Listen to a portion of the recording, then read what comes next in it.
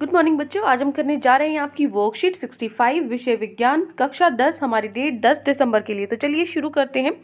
आज की वर्कशीट में हम पढ़ेंगे जीव जनन कैसे करते हैं, कैसे है जो जीव किसी को जन्म देता है। जैसे हम लोग हैं, हमारे पेरेंट्स हैं, हमारे माता पिता हैं, उन्होंने हमें जन्म दिया है, या फिर जो बाकी जीव जंतु हैं, पेड़ पौधे हैं, या फिर ये हमारे जो एनिमल्स हैं, पशु हैं, ये भी, इन सब के बारे में हम इस पूरे पाठ में पढ़ेंगे। तो देखो, सबसे पहले आपको पता होना चाहिए कि किसी जीव को जीवित रहने के लिए जनन आवश्यक नहीं है। हमें जीने के लिए जनन ज़रूरी नहीं है। किसी चीज, मान लीजिए कि अगर हमारे पेरेंट्स या फिर हम अगर किसी बच्चे को जन्म ना दें, क्या हमारा जीवन खत्म हो जाएगा? नहीं।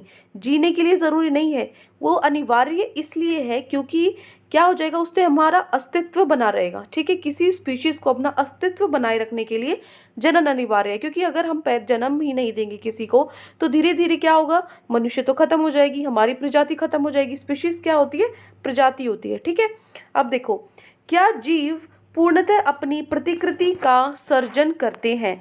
ये देखो, सबसे पहले जो जीव का आकार है, उसकी आकृति है, समान होने के कारण ही वे सदृश प्रतीत होते हैं, एक जैसे दिखाई देते हैं। ठीक है, क्योंकि जो हमारा आकार है, हमारी बनावट है, दिखने में अलग होते हैं। मतलब हाथ, पैर, मुंह सब अब हमारे अंदर और पशु के अंदर अंदर आप आसानी से अंतर पहचान सकते हो, क्योंकि उनकी बनावट अलग है, उनका आकार, उनकी आकृति अलग है और हमारी अलग है।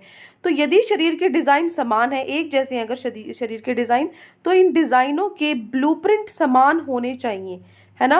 अगर हमारे डिज़ाइन सेम है, ब्लूप्रिंट देखो, जैसे पेपर का होता है कि भाई ऐसे से 1 मार्क्स के इतने क्वेश्चन आएंगे, 2 मार्क्स के इतने क्वेश्चन आएंगे, तो पूरा एक ब्लूप्रिंट तैयार कर देते हैं कि इस तरह का आपका एग्जाम का जो स्ट्रक्चर होगा इस तरीके से होगा।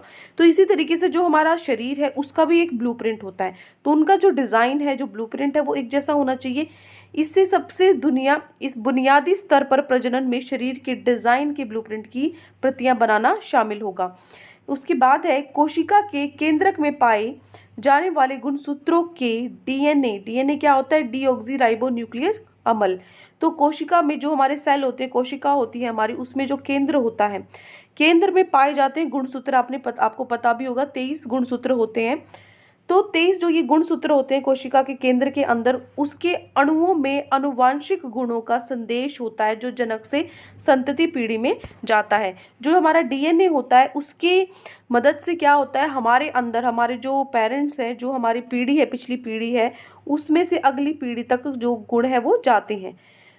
कोशिका के केंद्र के डीएनए में प्रोटीन संश्लेषण हेतु सूचना निहित होती है। आपसे ये प्रश्न भी पूछा जाएगा, प्रोटीन संश्लेषण कहाँ पर होता है? डीएनए की मदद से होता है। ठीक है, इस संदेश के भिन्न होने की अवस्था में बनने वाले प्रोटीन भी भिन्न होंगी। देखो, जो हमारा डीएनए है, डीएनए आपको पता है उसकी मदद से ही जो गुण है हमारी जो पुरानी पीढ़ी है उससे अगली पीढ़ी में जाते हैं। तो डीएनए में कभी कभी कुछ भिन्नताएं भी होती हैं, कुछ अलग अलग, कुछ चीज़ें अलग भी होती हैं। तो ये जो चीज़ें भिन्न होती हैं, ये भिन्न होने के कारण ही क्या होता है, ये जैव विकास का आधार होता है। मतलब बदलाव होता रहता है। एक उदाहरण से देखो, मैं आपको ये चीज़ समझाती हूँ। पहले जो जिराफ है, जिराफ की जैसे आपने देखी होगी बहुत लंबी गर्दन होती है। अभी बना देती हूँ, गंदा सा बना रही हूँ, ठीक है, ड्राइंग तो इतनी अच्छी नहीं है मेरी। ये मान लीजिए जिराफ है आपका, ठीक है, इसकी 4 टांगे बना लो, ये जिराफ है आपका। तो जो ये जिराफ है, इस जिराफ की पहले इतनी लंबी गर्दन नहीं होती थी। पहले जो ये पेड़ है, इसने क्या किया, अपनी पेड़ों पे से पत्ते खाने के लिए, अपना पेट भरने के लिए इसने अपनी गर्दन को ऐसे ऊंचा खींच खींच के धीरे धीरे वो क्या होगी, थोड़ी सी लंबी हुई, फिर और लंबी हुई, फिर ऐसे होते होते क्या हुई, बहुत लंबी वो धीरे धीरे हुई। एक ही बार में इतनी लंबी नहीं होगी। आपको फर्क भी नहीं पता लगेगा कि कब है जो ये चीज़ें, ये बदलाव हो जाते हैं। तो इसी तरीके से क्या होता है कि जो चीज़ें, जो आधार है जैव विकास का, बदलाव है वो होता रहता है। किसके हिसाब से?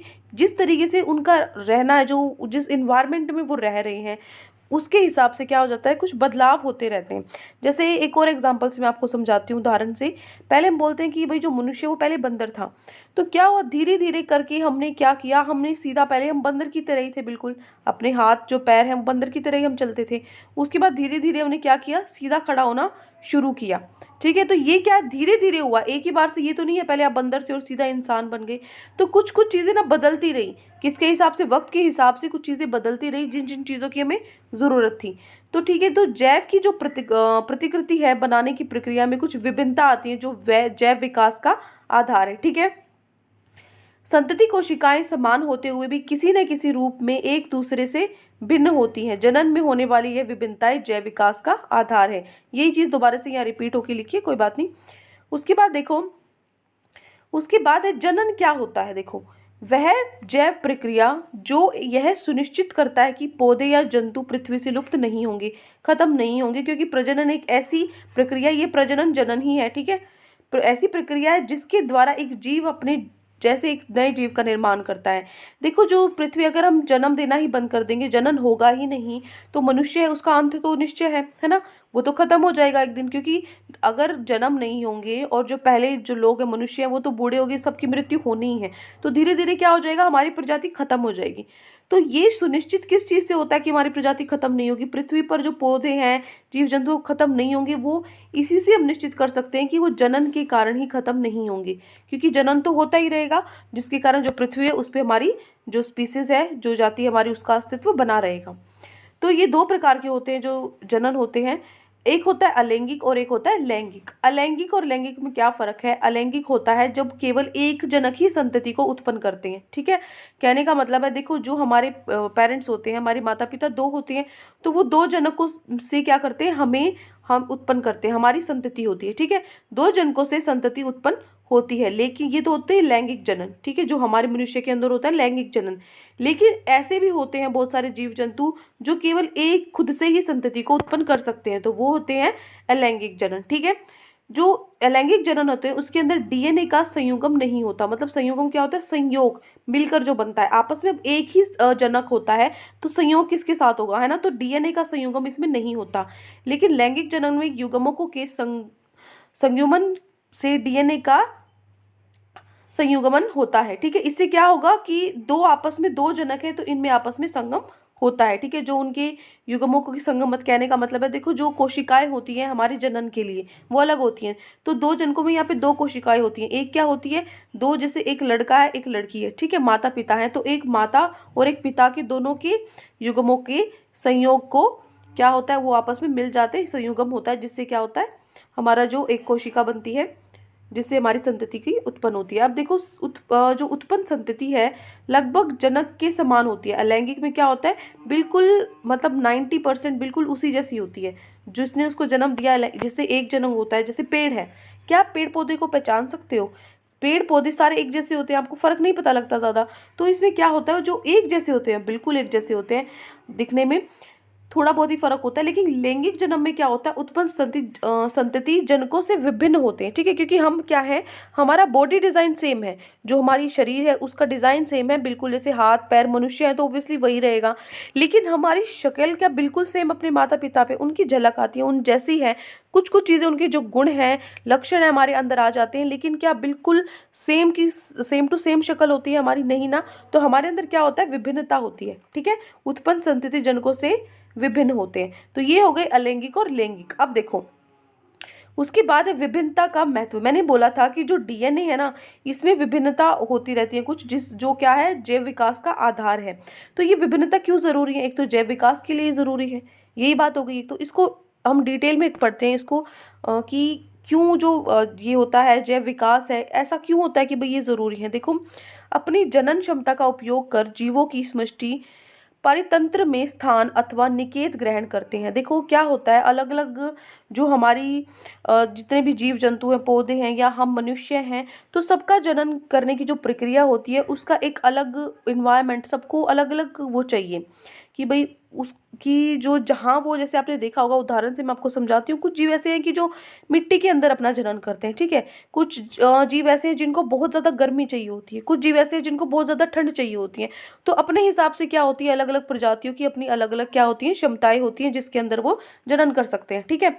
तो उसके बाद जनन के दौरान डीएनए प्रतिकृति का अविरोध जीव की शारीरिक संरचना में डिजाइन के लिए अत्यंत महत्वपूर्ण है। ये आपको ध्यान रखना है, जो डीएनए प्रतिकृति है ये क्यों आवश्यक है, क्योंकि जो हमारे शरीर का डिज़ाइन है, संरचना, जो बनावट है हमारे शरीर की, उसके लिए ये बहुत ज़रूरी है, जो उसे विशिष्ट निकेत के योग्य बनाती है। मतलब जो हमें जिस तरीके से, जिस तरह के उसमें हम रहते हैं, या जिस आदत है हमें जहाँ रहने की, या जो हमारी बॉडी को जिस हिसाब से ढलना चाहिए, ये सारी चीज़ें उसके लिए बहुत ज़रूरी है। अतः किसी प्रजाति की समष्टि के स्थायित्व का संबंध जनन से होता है। कोई भी प्रजाति है उसकी समष्टि का डायरेक्ट लिंक होता है किससे? जनन से। उदाहरण के लिए यदि एक समष्टि अपने निकेत के अनुकूल है तथा निकेत में कुछ उग्र परिवर्तन आते हैं, ये उदाहरण है कि क्यों ज़रूरी है। ये बहुत ही अच्छा एग्जाम्पल है, इससे आपको समझ में आ जाएगा कि भाई क्यों ज़रूरी है। मान लो आपको आदत है कहीं पर भी रहने की, आप कहीं पे भी रहने के अनुकूल हो चुके हो आप, तो वहाँ पे कोई उग्र परिवर्तन, मान लीजिए अब ये जैसे मछली है, ठीक है, मछली पानी में रहती है, अगर मैं उसको बाहर निकाल दूं तो वो मर जाती है ना। तो मैंने क्या कर दिया, उसकी जो वो किसके अनुकूल है? पानी के अनुकूल, पानी में रहने के ही अनुकूल है।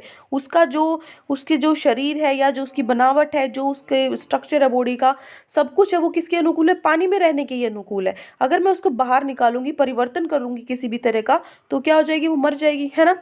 तो इस तरीके से क्या होता है कि हमें क्या होता है, जितने भी मनुष्य हैं, जीव जंतु हैं, पेड़ पौधे, कोई भी है, तो वो क्या होते हैं, समष्टि अपने निकेत के अनुकूल होती है। तो अगर हम उसमें कोई भी परिवर्तन करते हैं तो ऐसी अवस्था में समष्टि का समूल विनाश भी संभव है ना। अगर मान लीजिए कि हम हैं, मनुष्य हैं, अगर हम अनुकूल होते कि भाई हम सिर्फ गर्मी में ही रह सकते हैं और सर्दियों में, तो फिर हमारा विनाश हो जाता। तो हम क्या करते हैं, उसके हमारी कुछ ऐसा होता है, ये तो मैं अपना उदाहरण दे रही हूँ। जो मनुष्य है वो तो सबसे ताकतवर माना जाता है, क्योंकि वो तो हर जैसी भी सिचुएशन होती है वो उसके अनुकूल ढल सकता है, ठीक है, अपने आप में बदलाव वो ला सकता है।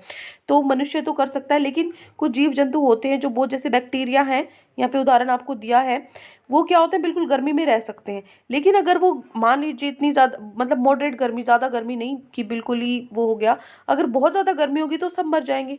वो सब मर जाएंगे तो उनकी तो जो प्रजाति है, स्पीशीज है, वो खत्म हो जाएगी। तो इस कारण विभिन्नता, कुछ उसमें ऐसे बैक्टीरिया होते हैं जो अलग होते हैं, जो उसको भी झेल सकते हैं, ठीक है, इसलिए विभिन्नता ज़रूरी है। अगर सब एक जैसे हो जाएंगे, हम भी मछलियों जैसे हो जाते कि हम भी पानी में रह सकते हैं, तो बाहर आते ही मर जाएंगे। तो मान लीजिए कभी सूखा पड़ जाता, तो हमारा तो जो वो है, खत्म हो जाती है हमारी प्रजाति। तो इसी तरीके, इसलिए ये विभिन्नता जो अलग है, जो बदलाव है, ये जरूरी है।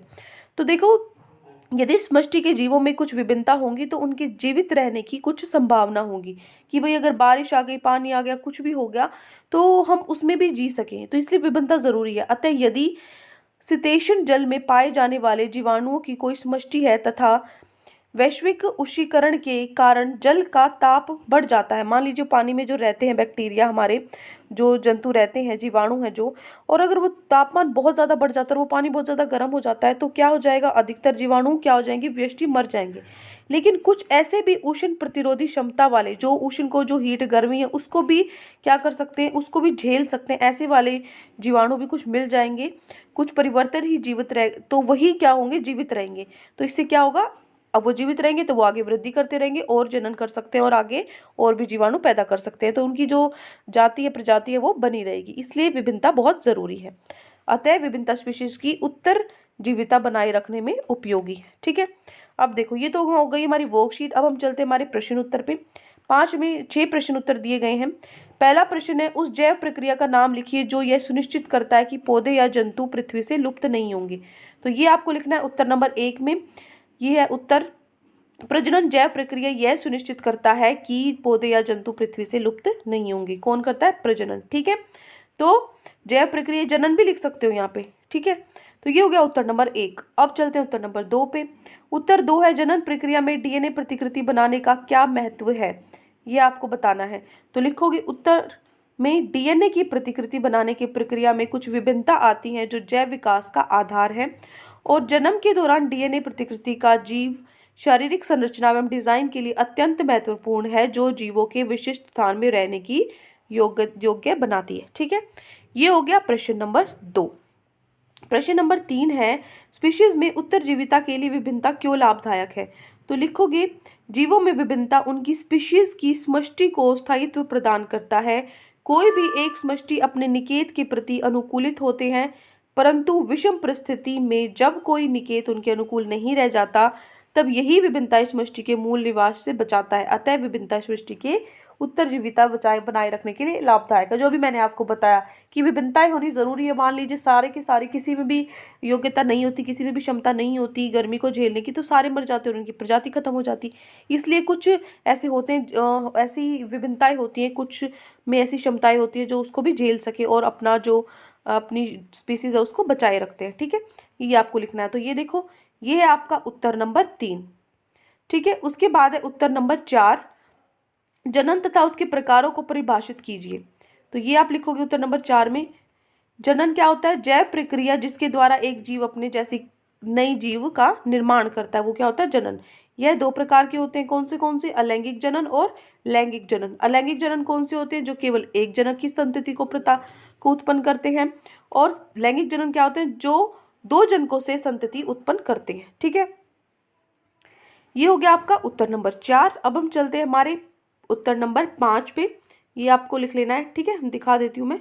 उत्तर नंबर 4, फिर आपका 5वां प्रश्न, यदि एक जीव युग्मक के संयोजन के बिना जनन करता है तो इस जीव द्वारा प्रदर्शित किए जाने वाला जनन किस प्रकार का होता है? तो मैंने आपको बताए थे अलैंगिक जनन और लैंगिक। अलैंगिक में क्या होता है?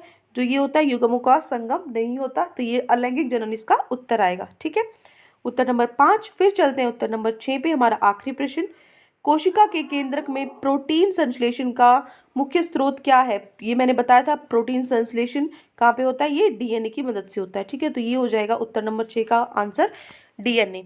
तो ये 6 प्रश्न आज आपकी वर्कशीट में आपको दिए गए थे। आई होप अच्छे से आपको 6 प्रश्न समझ में आ गए हैं पूरी वर्कशीट में। कोई भी डाउट है पूरी वर्कशीट में तो कमेंट सेक्शन में आप मुझसे पूछ सकते हैं। और अगर आपको हमारी वीडियो अच्छी लगे तो हमारे चैनल को सब्सक्राइब भी कर सकते हैं। Thank you and have a great day.